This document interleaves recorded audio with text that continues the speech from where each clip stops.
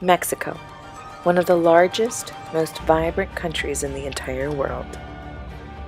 And with a northern border full of hate towards the Mexican people and anyone who intends on crossing it. Through media and news sources, Trump has made his claim about Mexico's immigration policies quite clear. Absolutely terrific for the last 4 days. They're apprehending everybody. Yesterday they apprehended 1,400 people.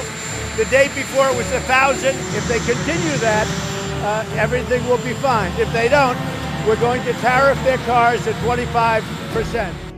The question is what he is claiming completely true? Can the public eye truly trust what he says? In order to understand Trump's claims, we must first understand Mexico's immigration policies. A non-immigrant permit comes in two ways: a visitor permit for short-term visits and a temporary resident visa.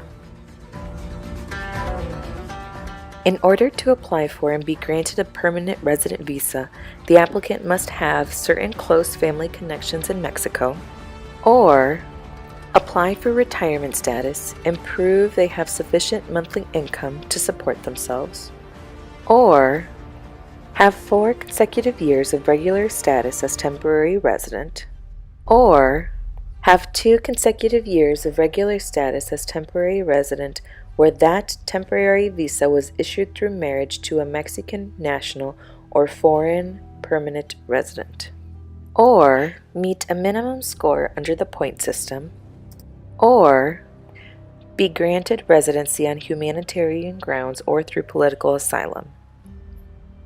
Mexico is also a party of the 1951 Refugee Convention and the 1967 Protocol. Therefore, like the United States, they are required to abide by the convention and respect the rights of refugees and those who are seeking asylum. Now, is Mexico truly apprehending every person they see? According to the Migration Policy Institute, apprehensions of migrants from Mexico and the U.S. from 2010 to 2017 show that Mexican authorities are taking in less migrants in comparison to U.S. authorities when it comes to apprehensions. Asylum applications have also dramatically increased from 2013 till 2018. The State's Department's 2018 Trafficking in Persons report documented that migrants traveling through Mexico are vulnerable to human rights abuses and human trafficking. Many human rights groups have expressed concerns that Mexico has yet to address corruption among police and migration officials. Yet Mexico has made some efforts to improve accountability and integrity among immigration enforcement personnel by dismissing corrupt INM agents, yet internal controls over the INM and security forces remain weak. Despite UNHCR support, Mexico's Commission for the Aid of Refugees has had insufficient capacity to process asylum claims. The Mexican government has continued to face pressure from the United States to help contain and disperse recent caravans of Central American migrants transiting the country. The new president of Mexico, Andrés Manuel López Obrador, has made it quite clear that his administration will help migrants and refugees coming from Central America.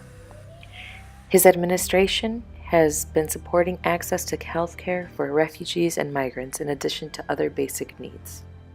The problem that we have here is that Mexico cannot handle the capacity of migrants into their own country.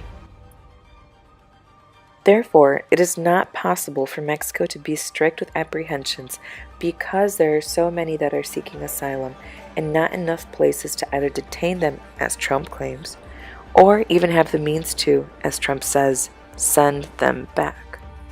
From this, Trump continues to place this heavy burden of both apprehending and keeping migrants on Mexico's shoulder. The system is full. Can't take you anymore. Whether it's asylum, whether it's anything you want, it's illegal immigration, can't take you anymore. So is Trump's claim true that Mexico is doing great at apprehending people at the border?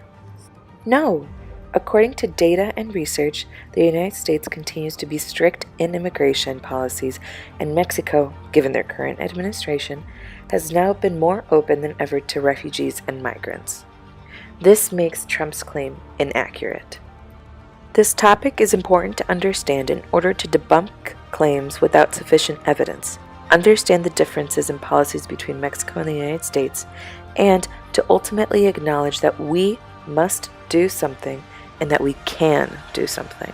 On a broad level, the call for change here is that the United States needs to engage in multilateralism and work with Mexico instead of working against them to alleviate the crisis of migrants on the border.